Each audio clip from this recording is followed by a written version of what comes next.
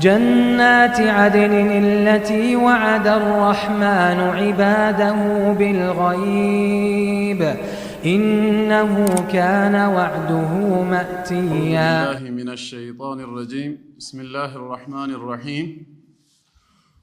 الحمد لله رب العالمين. الصلاة والسلام على رسول الله صلى الله عليه وآله وسلم. أما بعد فالسلام عليكم ورحمة الله وبركاته. السلام عليكم ورحمة الله وبركاته. እንደምን አደራችሁ? እንደምን ዋላችሁ? እንደምን አመሻችሁ? አልহামዱሊላህ ኢንሻአላህ አትሩ መዋሉም ማሸቱም ባልታወቀም መርሐባ። እንግዲህ የተወሰነ መልእክት ላስተላልፍ የምፈልገው ርዕሱን በርግጥ ቀይሬዋለሁ እናንተን ስመለከታችሁ የኃጢአት ስርየት በኢስላም በሚለው ዙሪያ ይሆናል ማለት ነው። በዚህ ዙሪያ አንዳንድ ነጥቦችን ኢንሻአላህ ለኔም ለእናንተም ማስታወስ ፈልጋለሁ። እኛ ሰዎች ወደዚህ ምድር ስንመጣ ጌታ አላህ ከሌሎች ፍጥረታቶች ለየት አድርጎ ሰው አድርጎ ሲፈጥረን ለትልቅ ዓላማ ነው የፈጠረን። ህይወት የተባለው ነገርም በዚሁ በዱንያ ላይ ብቻ በአጭር ዘመን እንዲቋጭም ፈልጎ አላመጣንም። አላህ በሱረቱ ዛሪያት በ51ኛው ሱራ ከአንቀጽ 55 ጀምሮ አዑዙ ቢላሂ ሚነሽ ሸይጣኒ ረጂም ወዘኪር ፈኢነ ዚክራ ተንፈዑል ሙእሚኒን፣ አስታውስ ምእመናንን ገስጽ፣ ያንተ ማስታወስና መገሰጽ በአላህና በመጨረሻ ቀን ያመኑ ሙእሚኖችን ይጠቅማቸዋልና ይላል።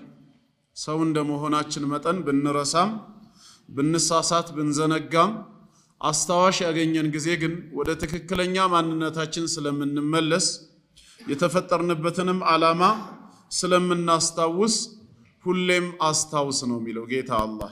ማስታወስ ጠቃሚ ነው። ከማስታወሻዎች ሁሉ በላጩ ትልቁ ደግሞ ወማ ኸለቅቱል ጂነ ወልኢንሰ ኢላ ሊያዕቡዱን፣ ሰዎችንም ሆነ አጋንንትን እኔን በብቸኝነት ሊገዙ እንጂ ለሌላ ዓላማ አልፈጠርኳቸውም ይላል። እኛ የተፈጠርነው ወደዚህ ምድር ሰው ሆነን የመጣነው ለዒባደቲላሂ ዐዘ ወጀል ጌታ አላህ አምላካችን ፈጣሪያችን መሆኑን አውቀን እሱን በብቸኝነት እንድናመልክ እሱን በብቸኝነት እንድንገዛው ነው። ለዚህ ዓላማ ተፈጥረናል። ከዛ ውጪ በህይወት እያለን ስለምንበላው ስለምንጠጣው ስለምንኖረው ኑሮ ስለምናገኘው ሰላም ግን እንድናስብበት እንድንጨነቅበት ጌታ አላህ ኃላፊነቱን በእኛ ላይ አልጣለም። እሱ ራሱ ነው የወሰደው።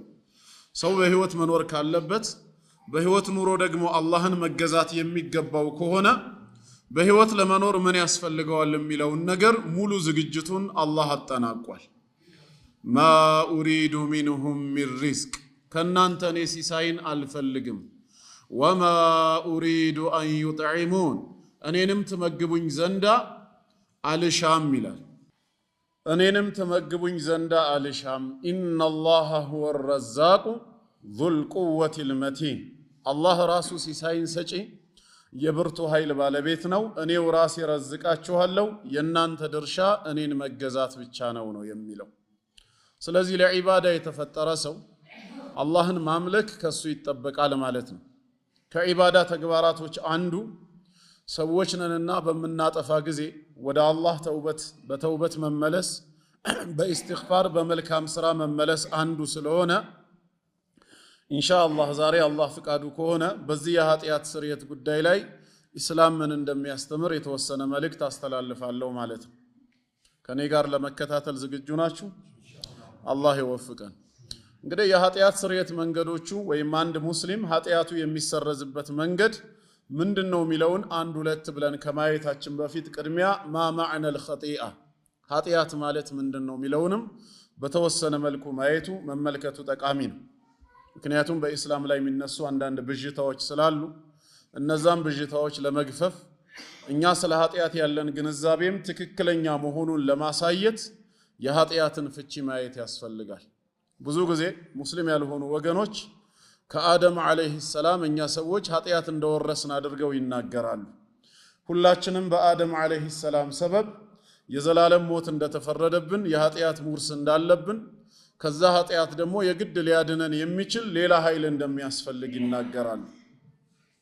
ራሳችን ለመዳን ጥረት እንዳናደርግ አንዴ በአደም ኃጢአት ምክንያት የዘላለም ሞት ተፈርዶብናል፣ ኃጢአተኞች ሆነናል። ስለዚህ የግድ ሌላ አካል ሊያድነን ያስፈልጋል የሚል እምነትን ይዘው ያንን እምነት ወደኛ ለማምጣት ይፈልጋሉ። የኛስ ምላሹ ምንድነው? የኃጢአት ውርስ የሚባል ነገር ከመነሻውም የለም። እንኳን ከእምነት ጋር አብሮ ሊሄድ የሚችል ይቅርና ከአቅል ጋር ራሱ አብሮ ሊታሰብ የሚችል ትክክለኛ አስተሳሰብ አይደለም። ኃጢአት በውርስ የሚተላለፍ ንብረት ሳይሆን በግለሰቦች ነፃ ፍቃድ አማካኝነት ህግን በመጣስ የሚተገበር ህገ ወጥነት ነው። ከአደም አለይሂ ሰላም ወደ ዘሮቹ በደም በኩል የሚተላለፍ ጄኔቲካል አይደለም። ይህንን ለመረዳት የሚፈልግ ሰው ካለ ቅድሚያ ማ ማዕነ الخطيئة ኃጢአት ማለት ምንድነው የሚለውን መረዳቱ በራሱ ለጥያቄው ግልጽ ምላሽን እንዲያገኝ ይረዳዋል። ኃጢአት ማለት ሙኻለፈቱ አምሪላህ የጌታ አላህን ፍቃድ ጥሶ መገኘት ማለት። ፈጣሪ አምላካችን አላህ አንድን ነገር አድርጉ ብሎ አዞን ያን ያዘዘንን ነገር ማድረግና መፈጸም እየቻልን ሆም ብለን በቸልተኝነት ስንተወው ተግባራችን ምን ይሰኛል? ኃጢአት ተብሎ ይሰኛል። ወይም በተቃራኒው አንድን ነገር አትቅረቡ ብሎ ከልክሎን ያን የከለከለንን ነገር መተውና መጠንቀቅ እየቻልን ሆን ብለን ከተዳፈርነው ድርጊቱ ኃጢአት ተብሎ ይጠራል ማለት ነው። ስለዚህ በታዘዝነው ወይም በተከለከልነው ነገር ላይ ለመፈጸምም ሆነ ለመተው የሚያስችል ነፃ ፍቃድና አቅም ኖሮን ያንን ፍቃድና አቅም ተጠቅመን የታዘዝነውን የተውን የተከለከልነውን ነገር ደግሞ የተዳፈርን ጊዜ ነው ኃጢአት ላይ ወደቅን የሚባለው። ያ እንዲከሰት ደግሞ የግድ ሰው ምን ያስፈልገዋል? ነፃ ፍቃድ የሚባል ነገር ያስፈልገዋል። አድርግ ተብሎ ከጌታው የታዘዘውን ነገር ከፈለገ ለማድረግ ካልፈለገ ደግሞ ለመተው የሚያስችል፣ አታድርግ ተብሎ የተከለከለውን ነገር ከፈለገ ጌታውን ፈርቶ ሊጠነቀቅ ካልሆነም ሆን ብሎ ለመዳፈር የሚያስችል ነፃ ፍቃድ ሁርያ ያስፈልገዋል። ፍቃዱን ተጠቅሞ በሚሰራው ነገር ነው ስራው ኸይር ከሆነ ጽድቅ የሚሰኘው፣ ሸር ከሆነ ደግሞ ኃጢአት ተብሎ የሚጠራው ማለት ነው። በሚሰራው ስራ ላይ የራሱ ነፃ ምርጫ የሌለው የራሱ ውሳኔና ፍቃድ የሌለው አካል የሰራው ስራ ኸይርም ሸርም ተብሎ ሊጠራ አይችልም ማለት ነው። የግድ ግለሰቡ ወዶና ፈቅዶ ያደረገው መሆን አለበት። ምክንያቱም ነገ መስኡልያ ተጠያቂነት አለበት ማለት ነው። ይሄንን በደንብ ለመረዳት ሩቅ መሄድ ሳያስፈልገን የአደምና ሐዋ ቂሳ በራሱ አንድ ማስረጃ። ጌታችን አላህ በጀነት ውስጥ እንዲኖሩ ሲፈቅድላቸው በሷም በፈለጉት ስፍራ ከሰፊው ተመገቡ ካላቸው በኋላ ወላ ተቅረባ هذه الشجرة ይህችን ዛፍ ግን እንዳትቀርቡ ብሎ ከለከላቸው። እምቢ ብላችሁ የቀረባችሁ ጊዜ ፈተኩና ሚን الظالمين ከበደለኞችም ትሆናላችሁ በማለት ጌታቸው መከራቸው ማለት ነው። ከዛ በኋላ ሸይጣን ነው ያሳሳታቸው። فأزلهما الشيطان ከሷ ከተከለከሉት ነገር ሸይጣን አሳሳታቸው፣ እንዲንሸራተቱ አደረጋቸው ይላል። የዛኔ በወቅቱ ሸይጣን ሲያሳስታቸው በግዳፋቸውን ይዞ ከፍቶ ነው እንዲያጎረሳቸው? እንደዛ ነው? ያ ቢሆን ኖሮ እነሱ ሳይሆኑ ኃጢአተኛ የሚሆኑት ሸይጣን ነበር ለዚህ ድርጊት የሚጠየቀው። የሸይጣን ድርሻው ምንድነው? መወስወስና መጎትጎት ነው። ከተከለከሉት ነገር ወስደው እንዲበሉ በዛ በተከለከሉት ነገር ላይ እነሱ ያላገኙት ለየት ያለ ነገር መኖሩን በመጠቆም የማሳሳት ስራ ነው የሰራው። ማ ነሃኩማ ረቡኩማ አን ትልኩማ الشجرة ማ ነሃኩማ ረቡኩማ አን هذه الشجرة ጌታችሁ ከዚች ዛፍ እኮ እንዳትቀርቡ ብሎ አልከለከላችሁም።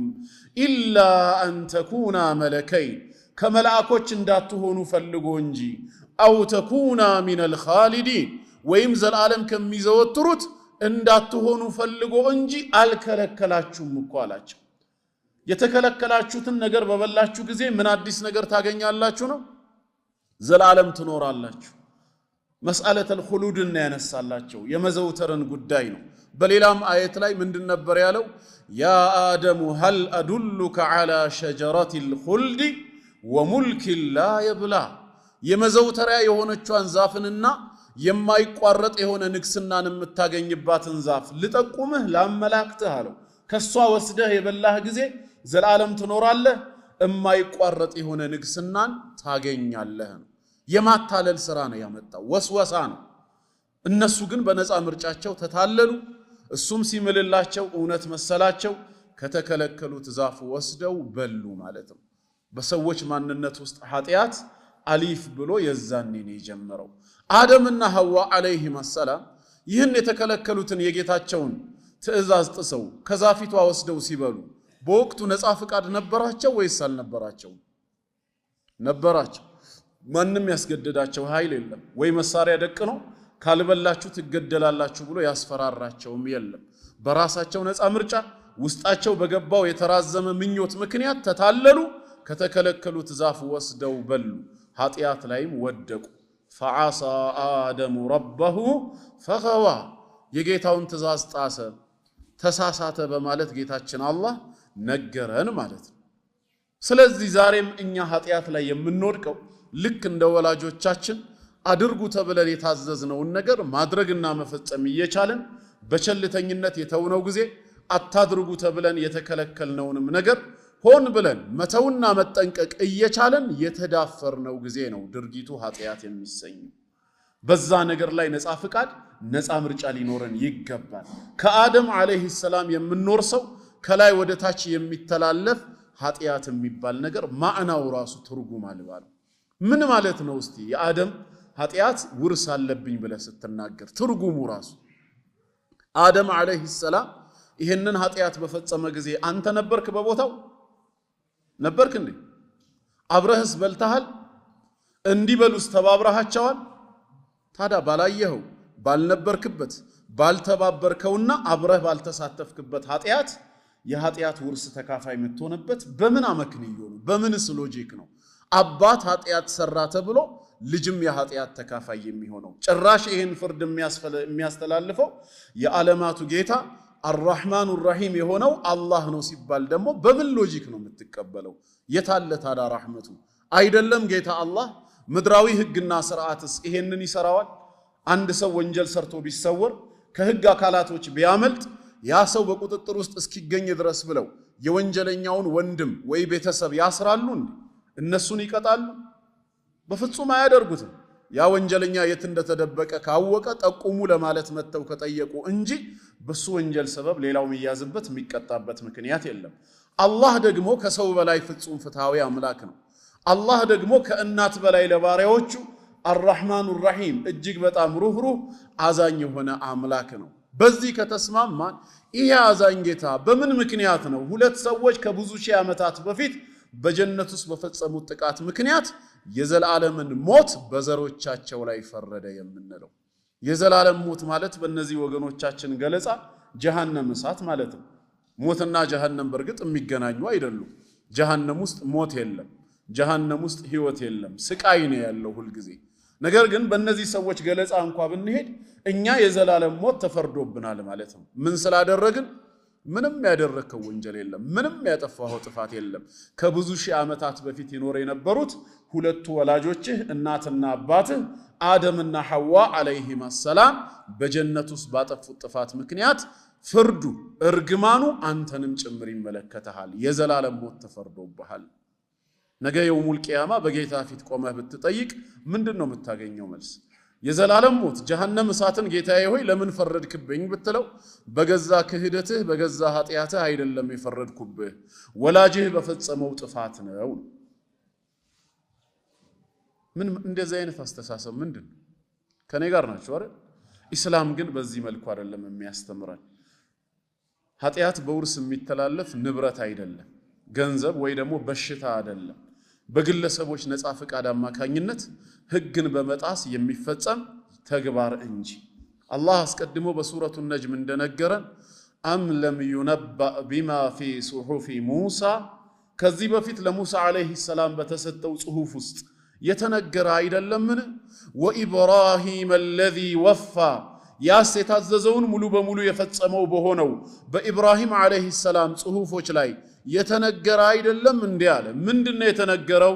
አላ ተዚሩ ዋዚረቱ ወዝራ ኡኽራ ኃጢአት ተሸካሚ ነፍስ የሌላውን ኃጢአት አትሸከምም በማለት ወአን ለይሰ ሊልኢንሳኒ ኢላ ማ ሰዓ ሰው የሰራው እንጂ ሌላ ምንም የለውም መባልን አንተ ላይ ያለብህ ወይ ላንተ ያለ ራስ የሰራው እንጂ ሌላ የለም በመባል ወአነ ሰዕየሁ ሰውፈ ዩራ ልፋቱና ሩጫው ትጋቱ በጠቅላላ ነገ በጌታው የፍርድ ሚዛን ይታይና ثم يجزاه الجزاء الأوفى ከዛም ጌታው የተሟላ የሆነ ምንዳን ይሰጣዋል መባል ጥንትስ በነበሩ ጽሁፎች የተነገረ አይደለም እንዴ ይላል። ኢስላም የሚያስተምረው በዚህ መልኩ ነው። በሌላም አየት ላይ ኩሉ ነፍስን ቢማ ከሰበት ረሂና እያንዳንዲቷ ነፍስ በሰራችው ስራ በነፍስ ወከፍ ተያዥ ናት ነው የሚለው። ስለኔ የሚጠየቅ ሌላ አካል የለም። በኔ ኸይር ስራና ጽድቅ ስራም የሚድን ሌላ አካል የለም። አባታችን ኢብራሂም አለይሂ ሰላም በእምነቱና በታዛዥነቱ የዳነ የጀነት ሰው መሆኑን ሁላችንም እናውቃለን። ግን ይሄ ኢማኑ ይሄ መልካም ስራው ለአባቱ የጠቀመው ነገር ነበር? ምንም የጠቀመው ነገር የለም። አባቱ ጣዖት አምላኪ ነው፣ የእሳት ሰው ነው። የአባቱ ጣዖት አምላኪ መሆን የአባቱ ኩፍር ላይ መዘፈቅ የኢብራሂምን ኢማን አለይሂ ሰላም የጎዳው ነገር አለ እንዴ? የለም። እምነትና ክህደት ጥቅምና ጉዳቱ ለማን ነው ከተባለ ለባለቤቱ፣ ከአንዱ ወደ ሌላው የሚተላለፍበት ምክንያት የለም። ስለዚህ በወቅቱ በጀነት ውስጥ ተፈጽሞ የነበረው የአደምና የሐዋ አለይሂም ሰላም ስህተት ቅጣት አለው እንኳን ከተባለ ቅጣቱ የሚመለከተው ማንን ነው? ሁለቱን ነው እንጂ የሚመለከተው እኛን ዝርያዎቻቸውን በወቅቱ ያልተፈጠርነውን ያልነበርነውን አይደለም። ተባባሪም አይደለንም፣ አብረንም አላጠፋንም፣ ሲያጠፉ አይተንም በዝምታ ያለፍንም አይደለንም። በምን መልኩ ነው ታዲያ የኃጢአት ውርስ አለባችሁ የምንባለው? ምን አይነት ሎጂክ ነው? የኃጢአት ትርጉም ከሚለውስ አልተጋጨም? ምክንያቱም የኃጢአት ትርጉሙ የአምላክን ፈቃድ መጣስ ነው ከተባለ ፈቃዱን ሳንጥስ በጣሱ ሰዎች ሰበብ እኛም ኃጢአተኛ ተደርገን መቆጠር ምን ማለት ነው? ከዘር ወደ ዘር የሚተላለፈው በሽታ ነው። አባት የአስም በሽተኛ ከሆነ ትዳር መስርቶ በወለደው ልጁ ወደ ልጁ ሊተላለፍ ይችላል በደሙ በኩል። ከዘር ወደ ዘር የሚተላለፈው ንብረት ነው። ኃጢአት ግን ግለሰቦች ጫንቃ ላይ ነው ያለው። እኔ የሰራሁት ኃጢአት የኔ ተደርጎ ይቆጠራል እንጂ የልጄ ተደርጎ አይቆጠርም። እኔ የሰራሁት ኸይር ስራ ነገ የውሙል ቂያማ በሚዛን ላይ የሚቀመጠው በኔው ሚዛን እንጂ በልጄ ሚዛን ላይ አይደለም። ከሌሎች ጋር በተገናኘ መልኩ ያለው ስርዓት እዚሁ ዱንያ ላይ ነው። ምድራዊ መርገምትና በረከት እንደሚባለው በእኛ ቤት ውስጥ በኔ መታዘዝ በኔ ኸይረኝነት ሰበብ ቤተሰቦቼ ሊረዘቁ ይችላሉ። በኔ ወንጀል በኔ ጥፋት ሰበብ ቤተሰቤ ውስጥ ችግር ሊከሰት ይችላል። ያ የዱንያ ጉዳይ ነው። አኺራ ላይ ግን እያንዳንዱ ሰው በነፍስ ወከፍ ነው የሚያዘው፣ በሰራው ስራ ነው የሚጠየቀው። በአደም አለይሂ ሰላም ዘላለም የሚፈረድብኝ ምንም ጥፋትም ሆነ ሞት ወይም ጀሃነም የለም። ተግባባናው? ስለዚህ ቅድሚያ ከዚህ ትርጓሜ ነው የምንነሳው። ታዲያ እንደዛ ከሆነ ይላሉ ወደ ሌላው ርዕስ ከመሄዴ በፊት ጥያቄ ያነሳሉ። አደምና ሐዋ አለይሂም ሰላም በሰሩት ጥፋት ምክንያት አላህ ሌሎችን የማይቀጣ የዘላለም ሞት የማይፈርድ ከሆነ ለምንድነው ታዳኛ ልጆቻቸው እዚህ ምድር ላይ የኖር ነው? እነሱ ከጀነት ሲወጡ እኛ ጀነት ላይ ለምን ላይፉን አልቀጠልነውም የሚል ጥያቄ ይነሳል። ጥያቄው ሐቅ ተፈልጎበት ከሆነ ትክክለኛ ነው፣ መልስም ያስፈልገዋል። ነገር ግን መስመሩን የሳተ ስለሆነ መስመር መሳቱን ልንነግራቸው ይገባል። ይሄ ጥያቄ መነሳት ያለበት መቼ ነው ከተባለ እንዴት መስመር እንደሳተ እንድንነግራቸው ነው። እዛው ጀነት ውስጥ ተወልደን እዛው ጀነት ውስጥ ላይፍን አሊፍ ብለን ጀምረን ቢሆን ኖሮ ከሆነ ጊዜ በኋላ ሁለቱ ወላጆቻችን አትቅረቡ የተባሉትን ዛፍ ቀርበው ቢበሉ ኖሮ ሁለቱ ተነጥለው ያጠፋችሁት ውጡ ከጀነት፣ ልጆቻቸው ግን ከነሱ ጋር ምንም አይነት ግንኙነት ስለሌላችሁ በዛው ቀጥሉ ይባላል። ይሄን ጥያቄ ግን አሁን እንዳናነሳ እኛ ራሱ መወለድ የጀመርነው አደምና ሐዋ አለይሂም ሰላም ከጀነት ከወጡ ምድር ላይ ህይወትን አሊፍ ብለው ከጀመሩ በኋላ። ስለዚህ ምን ማለት ነው እኛ ለምን አልተመለስንም የሚባለው? መጀመሪያውስ መች ውስጡ ገባንና ላይፍን አሊፍ ብለን ጀመርን? ገባችሁ ወንድሞች? በምሳሌ ለማስረዳት ያክል አንድ ባልና ሚስት ሰፊ ግዛት ያለው አንድ የግል መኖሪያ ቤት አላቸው። ነገር ግን ባልየው በጣም ቁማርተኛ ከመሆኑ የተነሳ ገንዘቡን ሁሉ አስይዞ ይበላና መጨረሻ ቤቱን ያስይዛል በቁማር ጨዋታ። በዛ የቁማር ጨዋታ እሱም ቤቱን ይበላና ያንን ሰፊ ቤቱን የተንጣለለ መኖሪያውን አስረክቦ በቤት ክራይ ውስጥ መኖር ይጀምራል። ከዛ በኋላ ሚስትየው ታረግዝና ልጅ ይወለዳል።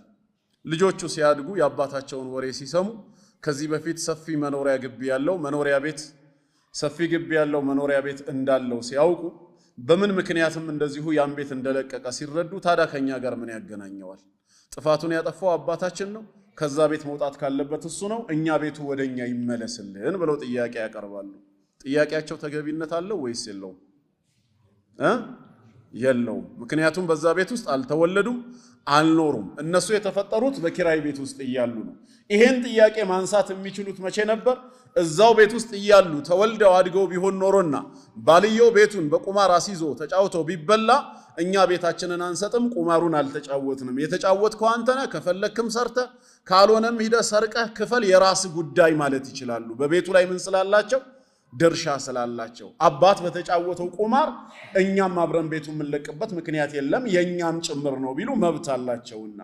ታዲያ አደምና ሐዋ ባጠፉት ጥፋት ጌታ አላህ ዘሮቹን አይቀጣም የምትሉ ከሆነ ለምንኛ አልተመለስን ብለን ቢሉ ሰዎች ባጭሩ የሚሰጣቸው ምላሽ እዛ ነበር ነው። የመጀመሪያ አልነበርንም። እኛ የተወለድነው ወደዚህ ምድር ላይ ነው፣ ከመጡ በኋላ ነው። ስለዚህ ጥያቄው አግባብነት የለውም። እና አሁንም ወደ ዋናው ስንመለስ ጌታ አላህ አንዱ በሰራው ወንጀል ነገ የውሙል ቂያማ ሌላው ላይ የሚፈርድ፣ አንዱ በሰራው ኸይር ስራ ሌላውን ለጀነት የሚዳርግ ነው የሚል እምነት የለንም። እያንዳንዲቷ ነፍስ በሰራችው የምትያዝ ነች። ኃጢአት ማለት ሙኻለፈቱ አምሪላሂ ዐዘ ወጀል፣ የጌታ አላህን ትእዛዝ በራስ ፍቃድ ጥሶ መገኘት ነው። ይህንን ነጥብ ካነሳሁኝ ወደ ሁለተኛው ነጥብ ስንገባ ሌላው ልናነሳው የሚገባው ሁለተኛው ነጥብ ደግሞ ሁላችንም ኃጢአተኞች መሆናችንን ማመን አለብን። ይብዛም ይነስም አይነቱ ይለያይም ሰው ሆኖ ጥፋት ላይ ያልወደቀ የለም። ሁላችንም ኃጢአተኛ ነን። ሁላችንም ኃጢአተኛ ነን ስንል አሁንም እንዳንሳሳት ከአደም አለይሂ ሰላም የወረስነው ኑሮ ሳይሆን የግብር ኃጢአት ህግን በመተላለፍ ራሳችን የወደቅንበት ማለት እንጂ ከላይ ወደ ታች የተላለፈ አይደለም። ምክንያቱም ማንም ሰው ሲወለድ ከኃጢአት የነጻ ንጹህ ሆኖ ይወለዳል ተብሎ ስለተነገረን የወረስነው ኃጢአት የለም የሰራ ነው እንጂ ብለን እናምናለን። ትክክለኛ ሐጅን የፈጸመ ሙስሊም ከሐጅ ተግባሩ ሲመለስ ከኃጢአት የጸዳ ሆኖ እንደሚመለስ ረሱል አለይሂ ሰላቱ ወሰላም በምን ምሳሌ ነው የነገሩን? ከየውመ ወለደትሁ ኡሙሁ ነው ያሉት። ልክ እናቱን እንደወለደችው ቀን ይሆናል አሉ። የተወለደ ሰው በተወለደበት ቀን ምን የለበትም?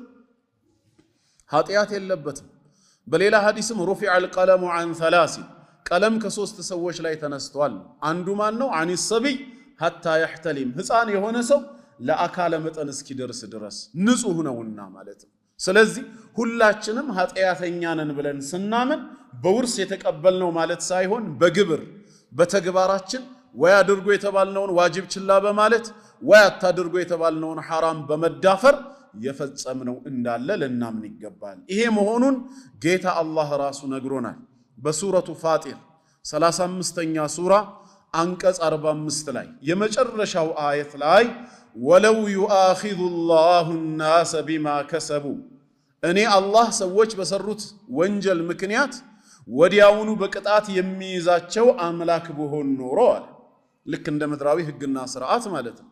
ህግን ስንተላለፍ የህግ አካላት ካዩን ወዲያው ይዘው በቁጥጥር ስር አውለው ፍርድ ቤት እንደሚያቀርቡን በ24 ሰዓት በ48 ሰዓት ፋይል እንደሚከፈትብን ልክ እንደዛው አላህ ከኛ ጋር ሙዓመላ ቢያደርግ ኖሮ ምን ይከሰት ነበር? ወንጀል በሰራን ሰዓት ወዲያውኑ ተመጣጣኝ ቅጣትን ቢያወርድ ማ ተረከ ዐላ ظهرها ሚን ዳባ፣ የመሬት ወለል ላይ ተንቀሳቃሽ የሆነን አንድንም አይተውም ነበር ነው ያለው።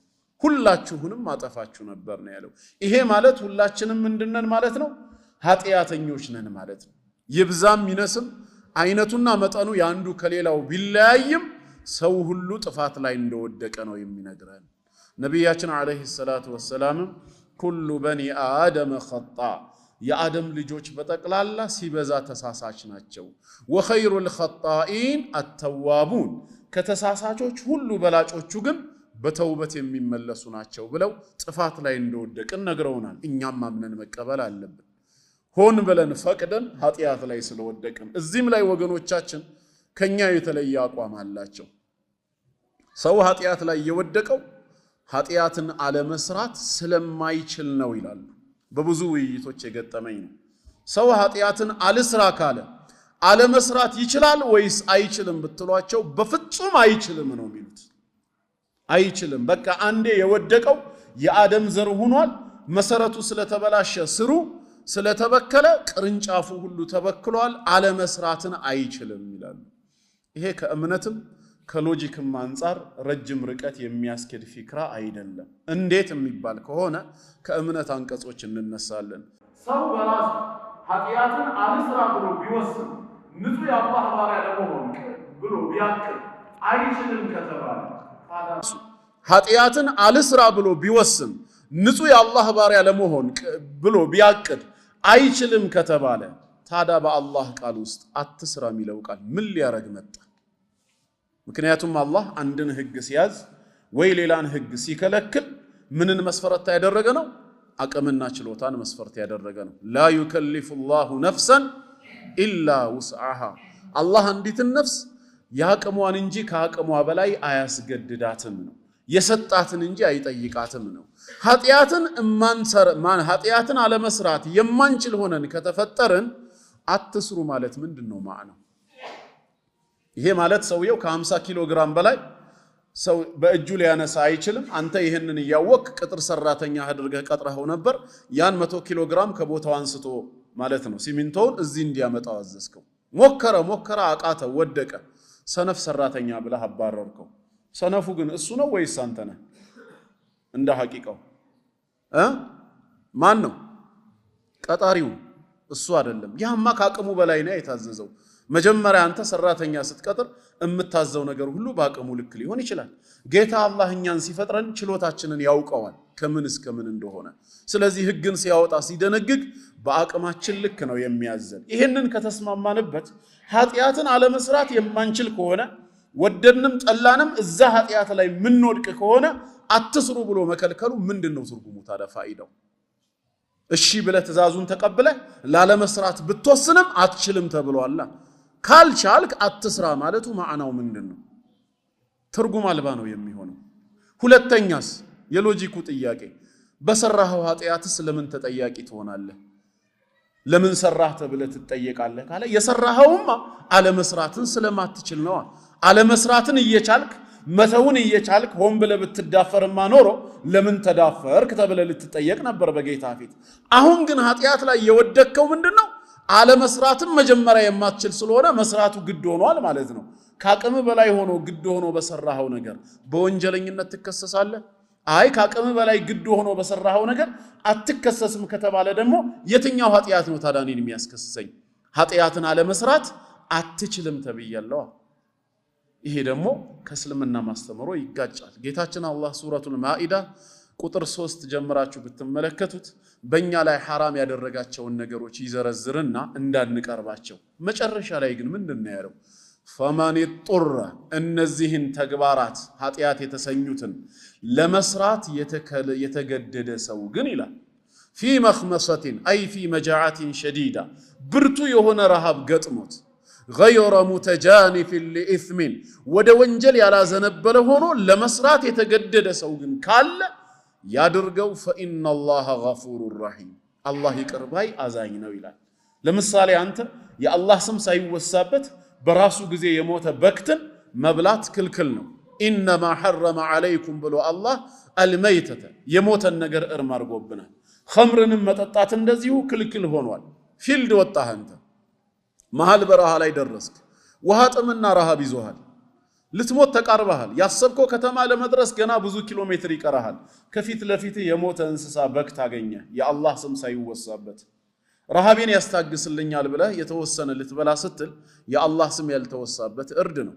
በጠርሙስም ፈሳሽ ነገር አግኝተ እንደው ቢያንስ ይታደገኛል ጥሜን ይቆርጥልኛል ብለ ልጠጣው ስትከፍተው ኸምር ሆኖ አገኘኸው ምን ታደርጋለህ ነው በዚህ ሰዓት ያሰብከው ከተማ በህይወት ሊያቆይህና ሊያደርስ በሚችል መልኩ የተወሰነ ከኸምሩ ብትጠጣ ከዛ ከሞተው በክት ላይ የተወሰነ ቆርጠህ ብትበላ ኃጢያት ላይ ያለው ደክም ትክክል ስራ ነው የሰራኸው ነው የሚለው ታዲያ መቼ ነው ኃጢያት የሚባለው ሲባል እዚህ ጋር መሐመድ ሬስቶራንት ገብተህ ሐላል የሆነ ክትፎና ጥብስ ማዘዝ እየቻልክ ከበደ ሬስቶራንት በግራህ በኩል ገብተህ አሳማና የመሰለውን ስታዝ ነው ኃጢያት ላይ እየወደከው ለምን ምርጫህን ከሐላል ወደ ምን ተጠቀምክበት ወደ ሐራም ፈቅደህ ነው የሚያስገድድ ሁኔታ ሳይኖር እዚህ ጋር ሐላል የሆኑ ለስላሳዎች ወተትና ውሃ መጠጦች እያሉ ቢራና መሰሉን እዚህ ገብተህ ያዘዝክ ጊዜ ተግባር ኃጢያት ይሰኛል ያንን ወቅት ያንን ሳንቲም ያንን ጉልበት ለሐላልም መጠቀም የምትችልበት ነበር ኢብቲላእ ነው በተሰጠህ በዛ ነፃ ምርጫ ወደ ሐራሙ ስላዘነበልክ ነው የምትጠየቀው ይሄ ፊልድ የወጣው ሰውዬ ግን ህይወቱን ከማትረፍ ውጪ ምንም አማራጭ የለውም ከጎኑ ሌላ ሐላል ምግብ ሐላል መጠጥ የለም እሱም እስክጠግብ ድረስ ሳይሆን ያለው ያሰብኩት ከተማ በህይወት እስኪያቆየኝ እዛ ሐላሉን እስካገኝ ድረስ ብሎ ጥሙን በሚቆርጥለት ረሃቡን በሚያስታግስለት ልክ ብቻ ነው ይበላው ፈኢነላህ ገፉሩር ረሂም ከምርጫ ጋር ነው የኃጢያት ትርጉሙ ማለት ከምትችለው ጋር ነው አማር ኢብኑ ያሲር ሙሽሪኮች ይዘውት ጣዖታቸውን በመልካም እንዲያነሳ ረሱል አለይሂ ሰላቱ ወሰላምን በመጥፎ እንዲዘክር አስገደዱት ፍቃደኛ አልሆነም ዱላው ግን እየበረታበት ሲመጣ በጨረሻ ህይወቱን ለማትረፍ ሲል ፍቃዳቸውን ፈጸመላቸው እየሮጠ ወደ አላህ መልእክተኛ መጣ እሳቸውም እንደዚሁ ነገሩት ውስጡ ምን እንደነበር ጠይቀውት ፈኢን ዓዱ ፈዑድ ድጋሚ ይዘው ያንኑ ካረጉ ተመለሰላቸው ውስጥህ እስካላመነበት ድረስ አሉት ጌታ አላህም አንቀጹን አወረደው ልቡን ለክህደት ያሰፋ ሰው የአላህ ቁጣ በሱ ላይ እንደሚሆን ተናገረና ኢላ መን ኡክሪህ የኩፍር ንግግር እንዲናገር የተገደደ ሰው ብቻ ሲቀር እሱ እዚህ ውስጥ አይካተትም ግን ምን ከመሆኑ ጋር ወቀልቡሁ ሙጥመኢኑን ቢልኢማን ልቡ በኢማን የተረጋጋ ሆኖ ሳለ ይላል በምላስ ያልፈቀደውን ሰው ሊናገር ይችላል የተገደደ ጊዜ ብቻ አይደለም በደስታ ጊዜ በቁጣ ጊዜ ከራሱ አውት ኦፍ ኮንትሮል የማይሆን ነገር ሊናገር ይችላል ግን አይያዝም ሰውየው በዛች በረሃ ላይ ግመሉን ይዞ እየተጓዘ فانفلتت منه አመለጠችው ከሱ وعليها طعامه وشرابه ሚበላው ምግብና ሚጠጣው መጠጥ ላዩ ላይ ነበር እሱንም ጭምር ሪዝቁንም ነው ይዛውበት ሄደችው በረሃ ነው የሚመልሰለት ሰው የለም فآيس منها ከሷ ተስፋ ቆረጠ فآتى شجرة فاضطجع في ظلها ወደ አንዲት ዛፍ መጣና በጥላዋ ስር ተጋደመ وقد آيس من راحلته በርግጥም ከመጋለቢያው ከግመሉ ተስፋ ቆርጦ ነበር فبينما هو كذلك ሰውየው በዚህ መሃል ይያለ اذ هو بها قائمة عنده ሲነቃ አጠገቡ ቆማ አገኛት አላህ መለሰለት ግመሉን فاخذ بخطامها ወዲያውኑ ልጓሟን ይይዝና وقال من شدة الفرح ከደስታ ብዛት የተነሳ ምን አለ اللهم انت عبدي وانا ربك الله ሆይ አንተ ባሪያዬ ነህ እኔ ጌታህ ነኝ አለ የዚህ ሰው የንግግር በሸርዕ ሚዛን ቢታይ ኩፍር ነው አይደለም ኩፍር ነው ጌታውን ባሪያ አድርጓል ራሱን በጌታው ላይ ደግሞ ጌታ አድርጎ ሹሟል ለምን አልከፈረም ታዲያ اخطا من شده الفرح አሉ መልእክተኛው ከደስታ ብዛት የተነሳ ተሳስቷል አላህ በባሮቹ ተውበት ለላሁ አሸዱ ፈራሐን ቢተውበት عبده ብለው ይሄን ሲነግሩን ማለት ነው ስለዚህ በእስላም ነገ የሚያስጠይቅህ ምንድነው ራስ ፈቅደህ ባቅምህ ስር የሆነውን ነገር ማድረግ እየቻልክ ስትተወው መተው መጠንቀቅ እየቻልክ ሐራሙን ደግሞ ስትዳፈረው ነው ሰው ኃጢያትን አለ መስራት አይችልም ከተባለ በየትኛው ኃጢያት እሺ ይከሰሳል ባልቻለው ነገር መጀመሪያም ችሎታውን አምላክ ካልሰጠው ለምን አትስራ ብሎ ከለከለው ታዲያ ወይ ደግሞ ምን ጥያቄ ሊያነሱ ይችላሉ እሺ ታዲያ ለምን ንጹህ ሰው አልተገኘም ለምን ሰው ሁሉ ኃጢያተኛ ሆነ ሲባል ስሜቱ ነው ራሱ ፈቅዶ ለኃጢያት ራሱን ማስገዛቱ ነው እንጂ ተፈጥሮ እንዳይሰራ የማይችል አድርጎ አላህ ስላዘጋጀው አይደለም በጌታ አላህ ማንነት ውስጥ ንጹህ አድርጎ ነው ሰውን የፈጠረው የተሟላ መሳሪያ ሰጥቶታል በሰጠው መሳሪያ ልክ ነው ይሄንን አድርግ ይሄንን አታድርግ ብሎ የሚከለክለው ያ መሳሪያ የተጓደለ የተበላሸቀን እንኳን ዋጂቡም ጭምር ይነሳለታል የመቆምን አቅም የሰጠን ጌታ እኮ ነው ወቁሙ ሊላሂ ቃኒቲን ታዛዦች ሆናችሁ ለኔ ቆማችሁ ስገዱ ያለው መቆም የሚያስችለን መሳሪያው የተበላሸ ጊዜ በህመምም ይሁን በሌላ የዛኔ ግን ወቁሙ የሚለውም ትእዛዝ ይነሳል። ፈተቁላህ መስተጣዕቱም በቻላችሁት ያክል እኔን ታዘዙኝ ፍሩኝ ያለው ጌታ አሁን መቀመጥ ከሆነ ምንችለው ተቀምጣችሁ ስገዱልኝ ነው። ቢመንዚለቲል ቂያም ይታየልናል። አልተሰጠንማ ያው መቀመጡን ያልቻለ ጊዜ ደግሞ በቀኝ ጎኑ ተጋድሞም ይሰግዳል የተሰጠው እሱ ነውና ያንን ያልቻለ ያልጋ ቁራኛ ከሆነስ በጀርባው እንደተንጋለለ በተኛበት በአይኑ ወደ ቂብላ ያየ ይሰግዳል ማለት ነው። ምክንያቱም አላህ አንድ ነፍስ የሚጠይቃት በሰጣት ልክ ነው። ያልሰጣትን ያህል ስሪ አይላትም ወይንም መጠንቀቅ ማትችለውን ተጠንቀቁ አይልም። አላህ ፍትሃዊ አምላክ ነው። ከፍትህም በላይ አርራህማኑ ራሂም እጅግ በጣም ሩህሩህ አዛኝ ጌታ ነው። ስለዚህ የሰው ልጅ ኃጢያትን አልስራ ቢል ይችላል። ለምን ታዳ ኃጢያት ላይ ወደቀ? ራሱ ፈቅዶ ነፍስያውን ስሜቱን ተከታይ መሆኑ በዙሪያው ያሉት መጥፎ ጓዶቹ ወደዛ ነገር መምራታቸው የዚህ ዓለም ብልጭልጭ ነገር የዱንያ ገጽታ እሱን ማታለሏ የሸይጣን ውስወሳና የሸይጣን ተጣሪዎች ስብከት እነዚህ ሁሉ ተደራርበው ከመስመር እንዲወጣ ተጽዕኖ ፈጥረውበት እንጂ በራሱ በማንነቱ በተፈጥሮ ለኃጢያት ባሪያ እንዲሆን ተላልፎ ስለተሰጠ አይደለም። አላህ ምንም የሚከሰስበት ምክንያት የለም። ንጹህ አድርጎ ስለፈጠረን ማለት ነው። ተግባባን? ይሄንን ሁለተኛ ነጥብ እንድረዳ ነው። ስለዚህ ሁላችንም ኃጢያተኛ ነን ስንል ራሳችን ህግ በመተላለፋችን መሆኑን ልናምን ይገባል። አሁን የቀረው ምንድነው? ከኃጢያት መዳኛው መንገድ ወይም ስርየቱ ምንድነው ነው ወሳኝ። ምክንያቱም ሁላችንም ኃጢያተኛ መሆናችንን ካመንን ኃጢያተኞች ነገ የውሙል ቂያማ የሚጠብቃቸው የጌታ አላህ ቅጣት ነው፣ ጀሃነም እሳት ነው። አላህ ይጠብቀን። ከዚህ ከጀሃነም እሳት ለመዳን ከአላህ ቁጣ ለማምለጥ ምንድነው ኢስላም ያስቀመጠው መፍትሄ ሲባል እጅግ በጣም ብዙ አሉ። ያው ሰዓት ስለማይኖር ከ1 እስከ 3 ያሉትን ብቻ ነው የምጠቅሰው፣ እሱም ሰዓቱ ከፈቀደ ነው። ከነዛ ውስጥ አንዱና ዋነኛው የመጀመሪያው ኃጢያተኛ መሆናችንን አምነን በተውበት ወደ አላህ መመለስ። ጥፋተኛ መሆናችንን ከልባችን አረጋግጠን አምነን አላህ ሊቀጣንም ሆነ ሊቆጣብን ከፈለገ ከሱ ቁጣና ቅጣት ማንም ሊያስጥለን እንደማይችል እርግጠኛ ሁነን ወደዚሁ ጌታ በተውበት መመለስ የመጀመሪያውና ዋነኛው። ሌላ ሊያድነን የሚችል አካል የለም። ምክንያቱም ህጉ ጥፋቱ የተፈጸመው የማንን ትእዛዝ በመጣስ ነው? የጌታ አላህን። ባለመብቱ አላህ ነው ማለት ነው። እኛ ደግሞ ባለ ዕዳ ነን። ነገ ሊከሰን የሚችለው አላህ ነው፣ እምንከሰሰው እኛ ነን።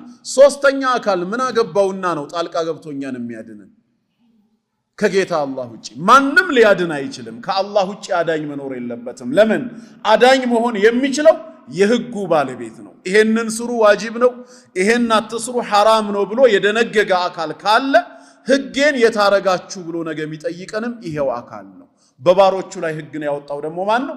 ጌታ አላህ ነው። ዒሳ አይደለም ወይ ነብያችን ሰለላሁ ዐለይሂ ወሰለም አይደሉም። ስለዚህ እነሱ እኛን ሊያድኑን አይችሉም፣ ሊከሱንና ሊፈርዱብንም አይችሉም። የጣስነው ህግ የነሱን ህግ ሳይሆን የማንን ነው? የጌታ አላህን ህግ ነው። የጌታ አላህን ህግ ከጣስን በህጉ ላይ ከፈለገ ምህረቱን ሊገልጽ ካልሆነ በፍትሃዊነቱ ቅጣትን ሊወስን የሚችለው ራሱ የህግ ባለቤት የሆነው አላህ ነው። ሶስተኛ አካል ምን ሊያረግ ነው በዚህ መሃል ገብቶ አንተን ሊያድንህ የሚችለው? ምን አይነት ሎጂክ ነው እንዴ? ጀማልን በደልከው። ጀማል አሁን ባለመብት ነው፣ አንተን መክሰስ ይችላል። አንተ ደግሞ በዳይ ነህ፣ ተከሳሽ ነህ። ቶፊቅ በመሃል መጣና አፉ ብያለሁ በቃ ሂድ አለ። ምን ማለት ነው? ሐቁ የጀማል ነው የተውፊቅ ነው? የማን ነው? የጀማል ነው። የተበደለው እሱ ነው። ስለዚህ ከፈለገ አፉ ሊልህ የሚችለው ራሱ ጀማል ነው። ካልሆነስ ሐቄን ፈልጋለሁ ብሎ ሊከስ ሊጠይቅ የሚችለው ጀማል ነው። ተውፊቅ መጥቶ አንተን አፉ የሚልበት ምን ምክንያት አለው? ጌታ አላህ እኛን አዞን ወይ አንድን ነገር አትቅረቡ ብሎ ከልክሎን ባዘዘው ነው በከለከለን ነገር ኃጢያት ላይ መውደቃችንን ካመንን ለምን ብሎ የሚጠይቀን ማን ነው? ይሄው ጌታ ነው።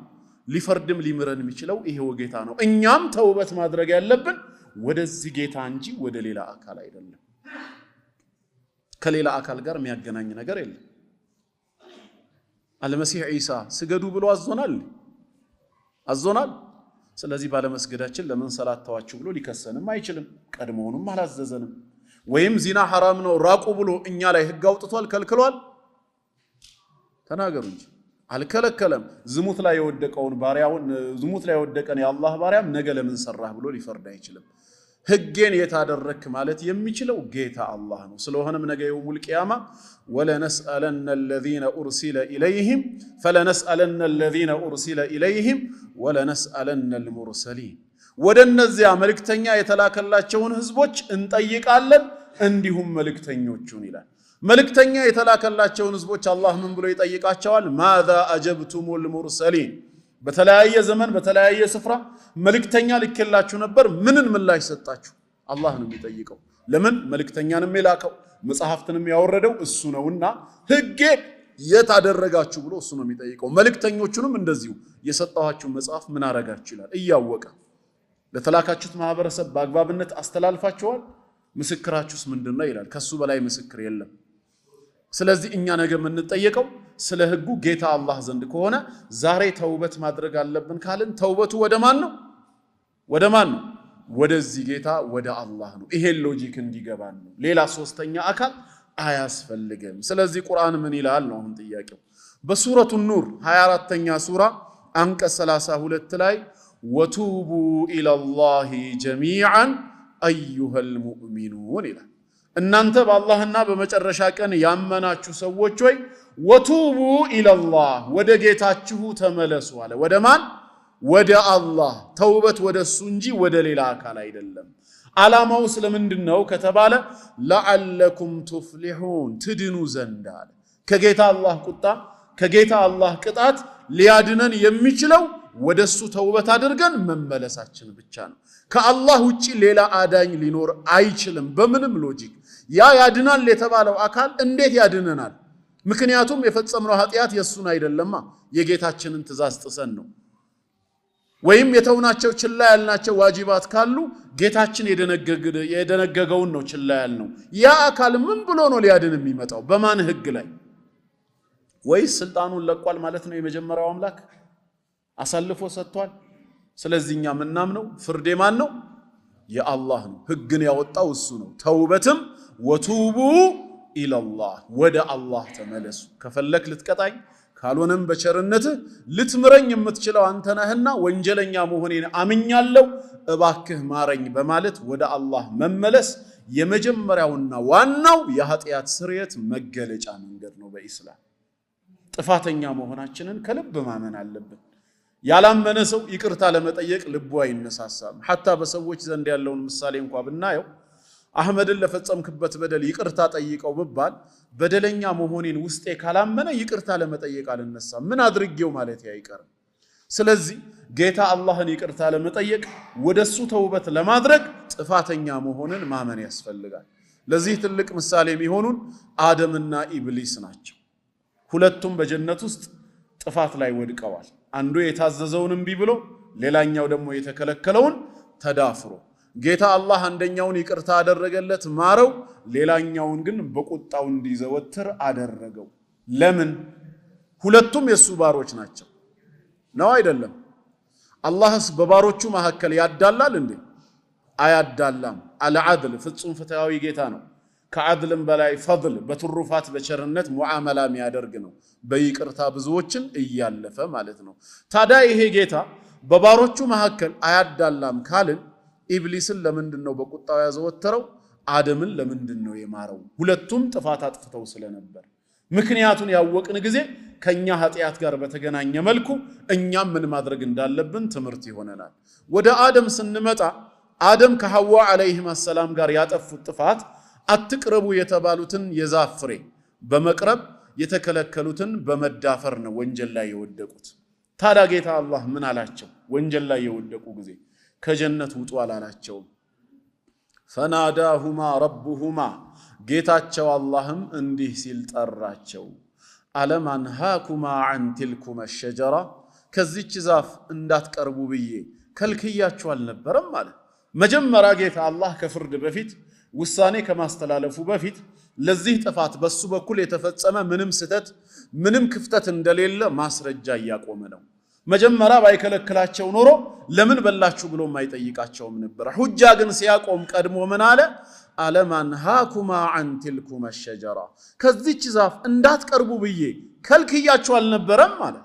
አዎ ከልክሏቸዋል። ወላ ተቅረባ هذه الشجرة ይህችን ዛፍ እንዳትቀርቡ ብሎ ነበር ቀጠለ አሁንም በሰይጣንም እንዳያሳብቡ موانع شبهات ሲያስወግድላቸው وأقول لكما إن الشيطان لكما عدو مبين شيطان ስለናንተ ግልጽ ጠላታችሁ ነው እንዳያሳስታችሁስ ብዬ ቀድሜ ሁሉ እሱ ወዳጅ ሳይሆን ጠላት መሆኑን አልነገርኳችሁም ማለት አዎ ነግሯቸዋል إن هذا عدو لك ولزوجك فلا يخرجنكما من الجنة فتشقى ይሄ ላንተም ለሚስትህም ግልጽ ጠላት ነው ከጀነት እንድትወጡ ምክንያት እንዳይሆናችሁ አለበዛ ትለፋለህ የልፋት ኑሮ ውስጥ ገባለህ ብሎታል ጌታ አላህ ማስረጃውን አቁሟል ማለት ነው ታዲያ እንደዛ አርጌ ከነበር ለምንድነው አሁን ትእዛዜን ይጣሳችሁት ለምን በላችሁ እስቲ ምክንያት ካለ ከናንተ በኩል ዑዝር አቅርበዋል ያለ ዑዝር ደግሞ አላህ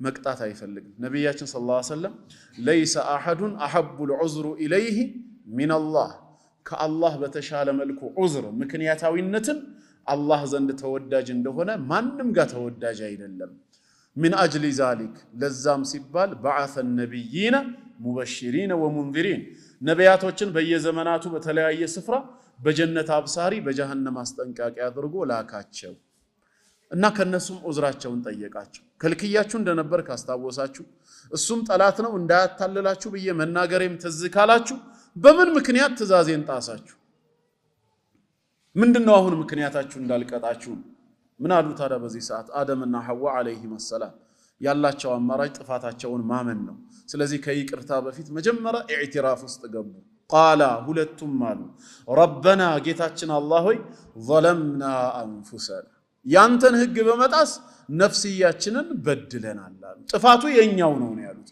በቀዳ ወልቀድር አላሳበቡም እኛ ከተከለከልነው ከዛፍሬ ወስደን የበላነው በአዘል አንተ አስቀድመ ብሉ ብለ ስለወሰንክብን ነው አላሉ ቀዳ ወልቀድር ከሰው ዒልም ውጪ የሆነ ጉዳይ ስለሆነ ማሳበብም አይፈቀድማ የሚያውቁት ነገር የለምና ወይንም ደግሞ በኢብሊስም አላላከኩም ነፃ ምርጫ ነበራቸው አስገድዶ አላበላቸውማ ያለው አማራጭ ጥፋተኝነትን በትኩሱ ማመን ስለሆነ ነፍስያችንን በድለናል እኛው ነን ተጠያቂ አምነናል ባይሆን አሁን ካንተ ምን ፈልገው ይቅርታህን ነውና فإن لم تغفر لنا وترحمنا أنت لن باتمرلن باتازنلن لنكونن من الخاسرين زلالم ككسروا سوچ انهونالن بلو ጠይቁ ጥፋትን ከማመንና ይቅርታ ከመጠየቅ የበለጠ ነገር የለም ጌታችን አላህም ይቅርታ አደረገላቸው فتاب عليه እንዳለው ማለት ነው فتلقى آدم من ربه كلمات فتاب عليه إنه هو التواب الرحيم ተመለሰላቸው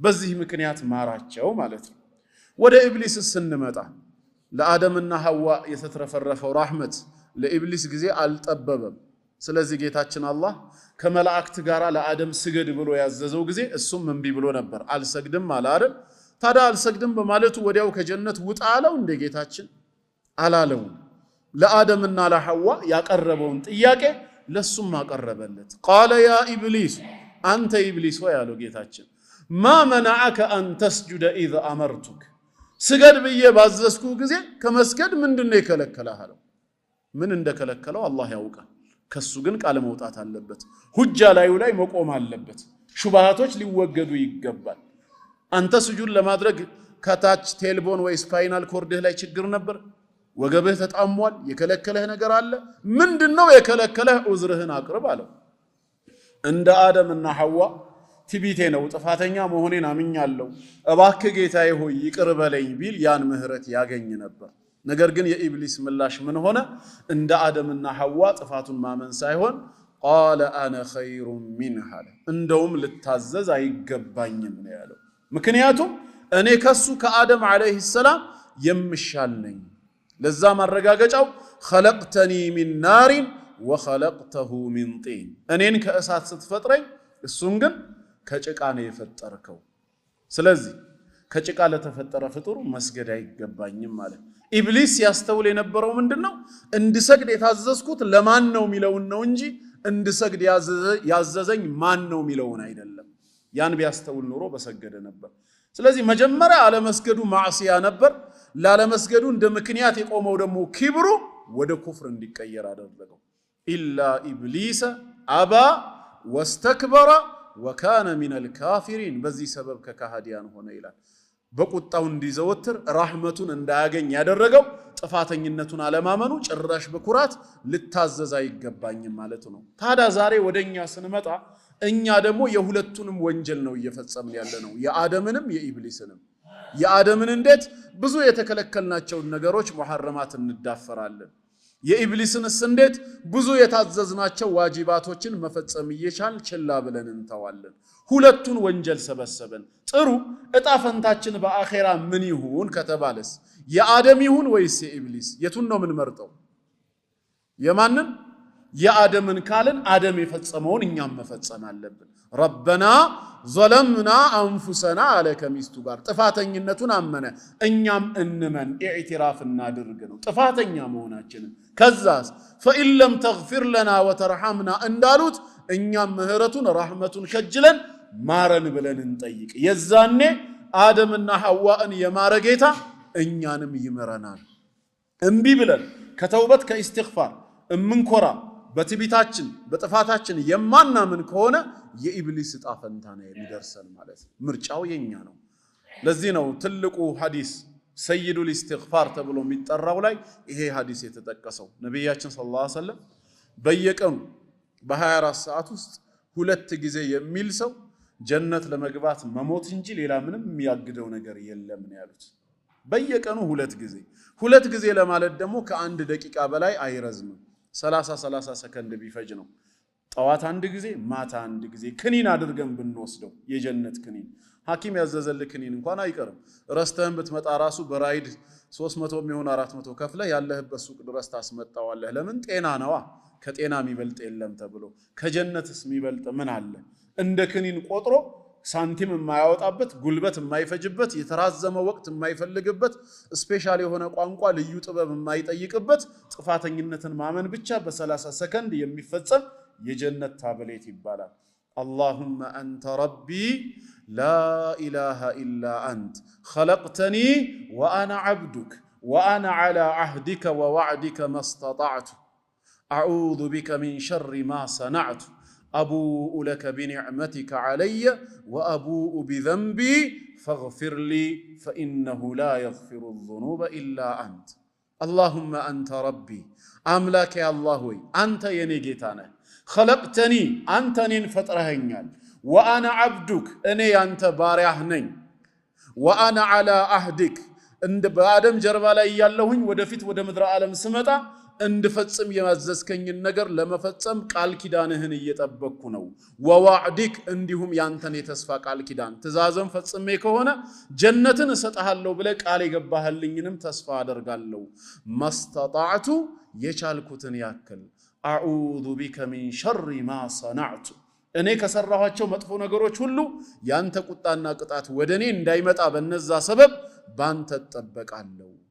ከዛ በኋላስ አቡኡ ቢኒዕመቲክ አይ አዕተሪፍ አንተ ለኔ የዋልክልኝን ጸጋ ሁሉ አልክድም አምናለሁ። ወአቡኡ ቢዘንቢ ኃጢአተኛ ወንጀለኛ ባሪያ መሆኔንም ባንተ ፊት እናዘዛለሁ አምናለሁ። ስለዚህ ኃጢአተኛ ነኝና ፈግፊር ሊ እባክህ ማረኝ። ፈኢነሁ ላ የግፊሩ ዙኑበ ኢላ አንተ ወንጀልን ካንተ በስተቀር ማንም የሚምር የለም ነው። ይችን ቃል አሉ ረሱል ዓለይሂ ሰላቱ ወሰላም فمن قالها من النهار موقنا بها በቀኑ ክፍለ ጊዜ በሷ እርግጠኛ ሆኖ የተናገራት ሰው አሉ። የትኛው ቀን? ከፈጅር በኋላ ሰላቱል ዐስር እስኪደርስ ባለው فمات من يومه قبل أن يمسي ታዲያ በዛው ቀን ላይ አጀሉ ደርሶ ከማምሸቱ በፊት ቢሞት فهو من أهل الجنة የጀነት ሰው ነው። ومن قالها من الليل موقنا بها በሌሊቱ ክፍልም እርግጠኛ ሆኖ በሷ ያለ ሰው ከዐስር በኋላ ፈጅር እስኪደርስ ደግሞ ባለው የተናገረ ሰው አንዴ ማለት ነው። فمات من ليلته قبل أن يصبح ከማንጋቱ በፊት ቢሞት በዛው ሌሊት فهو من أهل الجنة የጀነት ሰው። ጠዋት አንድ ማታ አንድ አሁን ያለውን ዚክር ብንደግመው 30 ሰከንድ እንኳን አይሞላም። ዝም ብለን 30 ሰከንድ እንኳን ብናደርገው 2 ጊዜ ለማለት 1 ደቂቃ ነው የሚፈጀው። በአንድ ቀን ውስጥ 1 ደቂቃ ነይቶ ኃጢአተኛ መሆኑን አምኖ ጌታዬ ይምረኝ ዘንድ ብሎ እንደ ዚክር ክኒን አድርጎ ለምን አይቆጥረው? አላህ ይወፍቀን። የተግባር ሰው ያደርገን። ኃጢአተኛ መሆናችንን እንድናምን አላህ ይፈልጋል። ወርሰን ሳይሆን ራሳችን በግብር በቸልተኝነታችን የፈጸምነው ጥፋት አለብን። ያን እንዲምረን ወደ አላህ ተውበት እናድርግ። ቁል ያ ዒባዲየ አለዚነ አስረፉ ዐላ አንፉሲሂም ላ ተቅነጡ ሚን ረሕመቲላህ ከኔ እዝነት መቼም ተስፋ እንዳትቆርጡ ነው የሚለው። ኢነላሃ የግፊሩ ዙኑበ ጀሚዓ እኔ አላህ እንደሆንኩኝ ኃጢአትን በጠቅላላ የምምር ጌታ ነኝ ብሏል። እሱ ማይምረው ወንጀል የለም። ባለቤቱ ተውበት እስካረገ ኢስቲግፋር እስካደረገ ድረስ ሽርክንም ኩፍርንም ቢሆን አላህ ይምራል። ይሄ አንዱና ዋነኛው ነው። በዚህ ዙሪያ የተነገሩ ብዙ ቁርአናዊ አንቀጾች ብዙ ሐዲሶች አሉ። ግን ሰዓቱ አይበቃንም። ማዕናው ግን ግልጽ ነው ተላልፏልና አንደኛው የስርየት መንገድ ይሄ ነው ኢስላም የሚያስተምረው። የከፈረም ሰው ተውበት አድርጎ በሸሃደተይን ከተመለሰ ሙሉ ኃጢአቱ እንደሚሰረዝ ግልጽ ነው። ሁለተኛውስ በኢስላም ከተውበት በተጨማሪ ሌሎች ኃጢአቶቻችን እንዲሰረዙ ኢስላም ምን ያበጀው መልካም ነገር ምን አለ ሲባል በኸይር ስራ ላይ መሳተፍ። መልካም ስራ መስራት ኃጢአትን ያስወግዳል ብለን እናምናለን በአላህ ቸርነት። ስራው በራሱ ኃጢአታችንን የማጥፋት አቅም አለው የሚል እምነት የለንም። ጌታ አላህ ከተቀበለን በራህመቱ ካየልን በትንሿ ስራችን ሰበብ ብዙ ኃጢአታችን ይማራል። ቸርነቱ የአላህ እንጂ የኛ የሥራው መብዛት ሆኖ አይደለም ነው። ማረጋገጫው ምንድነው? አላህ በሱረቱል ሁድ ላይ ምንድነው ያለው? ኢነል ሐሰናት ዩዝሂብነ ሰይአት መልካም ስራዎች ይላል እንደ ደረጃቸው እንደ አቅማቸው ኃጢአትን ያስወግዳሉ ይላል። መልካም ስራ ምንድነው? እንደውም አንዱ ሰሃባ ጠየቃቸው። መልካም ስራ ሲባል የግድ አርዶ ማብላት፣ ሰደቃ ማውጣት፣ መስጂድ መገንባት ትላልቅ ነገር ላይ ብቻ አይደለም። ላኢላሃ ኢላላህ አሚነል ሐሰናት ላኢላሃ ኢላላህ ሚለውን ዚክር መጠቀም ከሐሰናት ነው እንዴ ሲላቸው በል ሁወ ሚን አፍደሊል ሐሰናት እንደውም ከመልካም ስራዎች ሁሉ በላጭ ነው ያሉት። መልካም ስራ ከተባለ የግድ ከገንዘብ ጋር አናገናኘው። ከዚክርም ከዱዓም በመልካም ማዘዝ በመጥፎ መከልከል ከመሳሰሉት ተግባራቶች አላህ የሚወደው ይሁን እንጂ ስራው መልካም እስከሆነ ድረስ በዛ ስራ ልክ ኃጢአት ምን ይሆናል? ይወገዳል። ረሱል አለይሂ ሰላቱ ወሰላም በሐዲሳቸው ኢተቂላህ ሐይሱማ ኩንት የትም ስፍራ ሆነህ ጌታ ያዘዘህን በመታዘዝ የከለከለህን በመከልከል አላህን ፍራ ተጠንቀቅ። ወአትቢኢ ሰይአት አልሐሰና መጥፎ በሰራህ ጊዜ በመትኩ መልካምን አስከትል ተምሑሃ ያብስልሃልና ያ መልካም ስራ። ስለዚህ በመልካም ስራ ላይ መሳተፍ ምንም ሸክ የለውም ኃጢአትን እንደሚያጠፋ። አሰደቀቱ አሉ ረሱላህ ሰለላሁ ዐለይሂ ወሰለም በሚስጥር የሚደረግ ሰደቃ ቱጥፊኡል ኸጢአ ኃጢአታችንን ያጠፋዋል። ከማ ዩጥፊኡል ማኡ ናር ልክ እሳትን ውሃ እንደሚያጠፋው ሁላ ብለዋል። ሰደቃ ከመልካም ስራዎች ይመደባል። ሰው ባቀሙ ልክ በመልካም ስራ ላይ የሚመላለስ ከሆነ ኃጢአቱም በዛው መልክ ይጠፋል። ከመልካም ስራዎች አንዱና ትልቁ ደግሞ ሶላት ነው። ነብያችን አለይሂ ሰላቱ ወሰላም ሶላት ወንጀልን እንደሚያጸዳ በእለታዊ ትጥበት ምሳሌ አድርገው ተናግረዋል። አራአይቱም ነው ያሉት። አያኽቢሩኒ እስኪ ንገሩኝ ለው አነ ነህረን ቢባቢ አሐዲኩም ከናንተ ባንዳችሁ ደጅ ላይ ንጹህ የሆነ ወራጅ ወንዝ ቢኖርና يغتسل منه كل يوم 5 مرات በየቀኑ እየገባ 5 ጊዜ ታጥቦ የሚወጣ ወይ ዋና ቦታ ነው ብንል 5 ጊዜ እየዋኘህ ብትወጣ هل يبقى من درنه شيء ከሰውነት ላይ የሚቀር ቆሻሻ አለ 5 ጊዜ በአንድ ቀን ሻወርም ቢወስድ ማለት ነው ባገዋቡ የለም ካል ሲባል فذلك مثل الصلوات الخمس ይሄ የ5 ወቅት ሰላት ምሳሌ ነው። በየቀኑ 5 ጊዜ የሚሰግድ ሰው ስጁድ ባደረገ ቁጥር ሩኩዕ ላይ ባለ ቁጥር ለጌታው በቆመ ቁጥር ኃጢአቱ በሰላቱ በተቅዋው ልክ ከላዩ ላይ ምን እየሆነ ይመጣል? እየተወገደ ይመጣል። አላህ ቋሚ ሰጋጅ ያደርገን። ስለዚህ መልካም ስራ ምንም ሸክ የለውም በኢስላም ብዙ መጥቀስ ይቻላል። ጾምም ሐጅም ብዙ ነገር ግን አሁን ጀነራሊ እንዲገባን አንድ ተውበት ነው፣ ሁለት መልካም ስራ ነው የሚለው ነው። ሶስተኛስ እሺ ከተውበትና ከመልካም ስራ በኋላ ሌላስ ምን ኃጢአታችንን ሊያጠፋ የሚችል ነገር አለ ሲባል አስሰብሩ ዐለል ሙሲበቲ በሚደርስብን ሙሲባ በሚደርስብን መከራና እንግልት ሰብር ካደረስን ምድራዊ እንግልቶች ራሳቸው ኃጢአታችንን ያጠፋሉ። ጌታ አላህ እኛ በመቸገራችን በመጨነቃችን በማሰባችን ወይ ስላመመን ወይንም ደግሞ ድካም ስለተሰማን የሚደሰት ጌታ አይደለም። እነዚህ ነገሮች እንዲመጡ ግን ለምን ፈቀደ? ሊፈትነን ፈልጓል።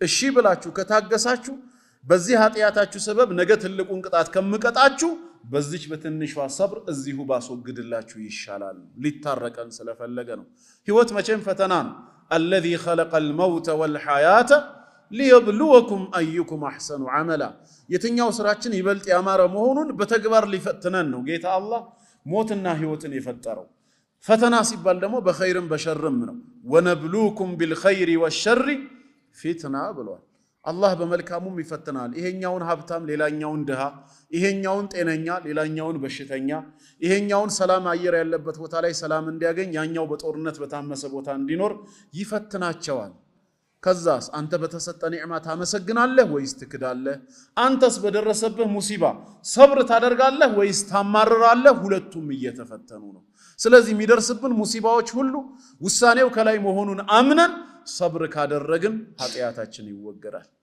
ማንኛውም ሙሲባ ሊያገኘን አይችልም ቀድሞ የተጻፈ ቢሆን እንጂ ما اصاب من مصيبه في الارض ولا في انفسكم الا في كتاب በመድር ላይም ይሁን በነፍሶቻችሁ ምንም አይነት ሙሲባ ከተፈጠራችሁ ጊዜ ጀምሮ ማለት ነው ምንም አይነት ሙሲባ ገጥሟችሁ ነክቷችሁ አያውቅም ያ የነካችሁ ሙሲባ إلا في كتاب ቀድሞ በለውህ المحفوظ ላይ የተጻፈ ቢሆን እንጂ አለ እዛ ያልተጻፈ እዛ ያልተወሰነ ወደዚህ ዓለም የገባ ምንም እንግዳ ነገር የለም ያገኘንም ነገር በጠቅላላ ቀድሞ ምን የሆነ ነበር የተጻፈ ነው ድልም ቢሆን እንደዛው ነው ቁል ለን ዩሲበና ምንም አይነት ድል ያገኘን ሊገጥመን አይችልም ብለህ ተናገር ኢላ ማ ከተበ الله لنا አላህ የናንተ ነው ብሎ የጻፈልን ካልሆነ በቀር ድሉም እንደዛው ነው ማለት ነው ስለዚህ ሚደርስብንን ሙሲባ ላይ ሰብር እናድርግ ረሱል አለይሂ ሰላቱ ወሰለም ما يصيب المسلم من نصب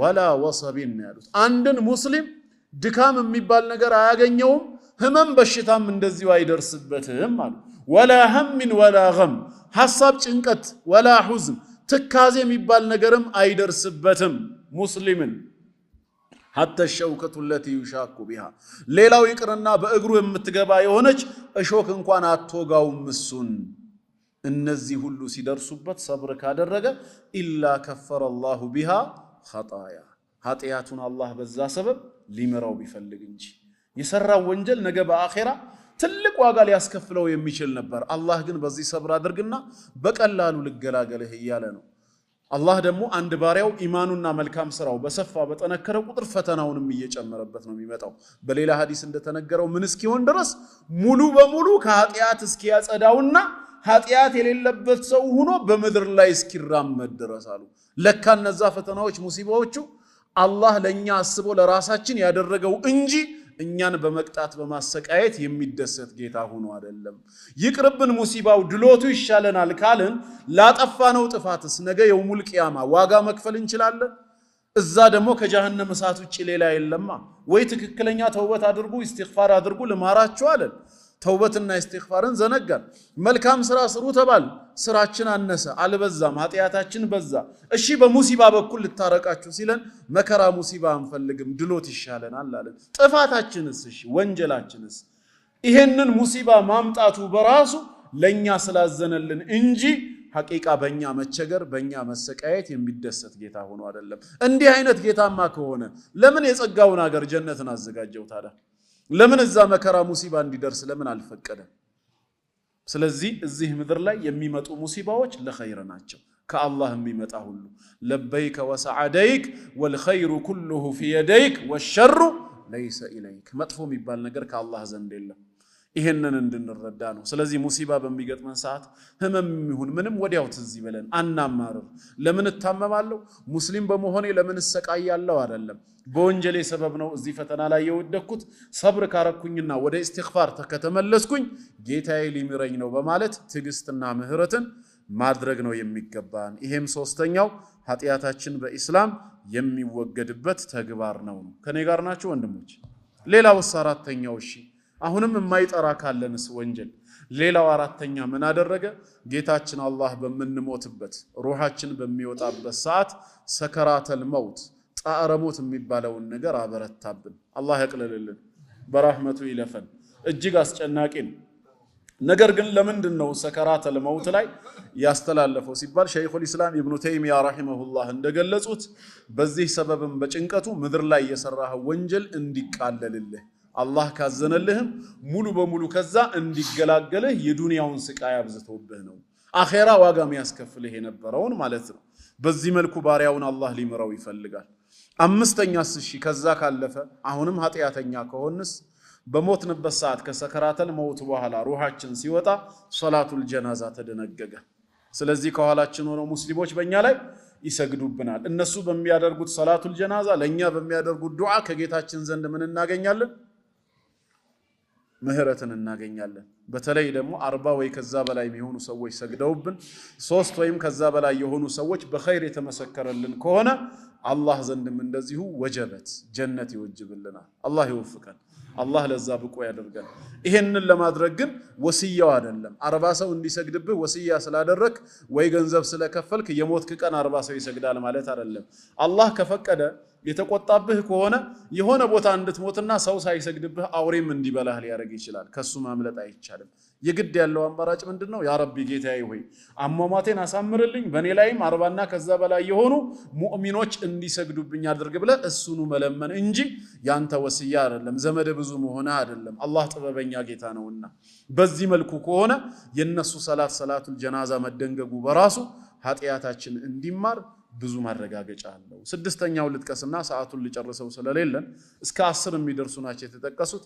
እኛ ከሞትን ተሰግዶብን ቀብር ከገባን በኋላ ሌላ ምን ይጠቅመናል ሲባል በኢስላም ሸሪዓ መሰረት ወንድሞቻችን የቤተሰብ አካላትም ይሁኑ የዲን በእኛ ስም የሚያወጡት ሰደቃ በእኛ ስም የሚያደርጉት ዱዓ አጅሩ ምን እንዲሆን ወደኛ እንዲደርስ። በተለይ ደግሞ እኛው ራሳችን የሰራነው ሰደቃ ጃሪያ ከሆነ እኛ ብንሞትም ስራው ምን ሆኗል?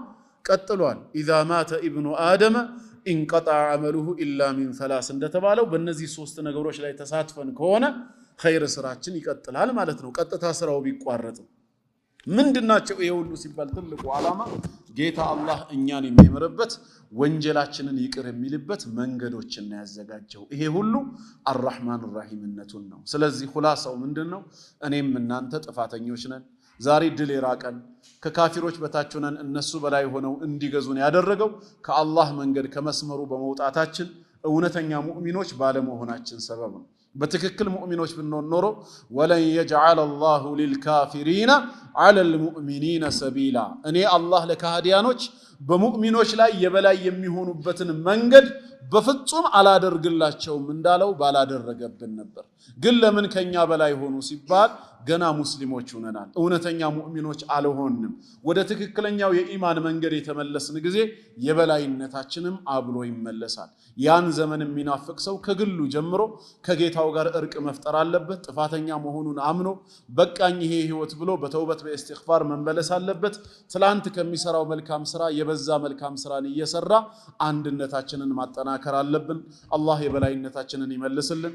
አላህ ሁላችንንም አንድ ቁርአን አውርዶ አንድ ነብይ እንደላከው አንድ ኡማ ያደርገን። ለላ ኢላሃ ኢላላህ የምንለፋ ሙስሊም ባሮቹ አላህ ያደርገን። የኺላፋውን ዘመን አላህ ያቅርብልን። በሱ መንገድ የሚታገሉ ሙጃሂዲኖችንም አላህ ይርዳቸው። የተውሂድን ባንዲራ የሚያውለበልቡትንም አላህ የበላይ ያደርጋቸው። ወሰላሙ ዐለይኩም ወራህመቱላሂ ወበረካቱ።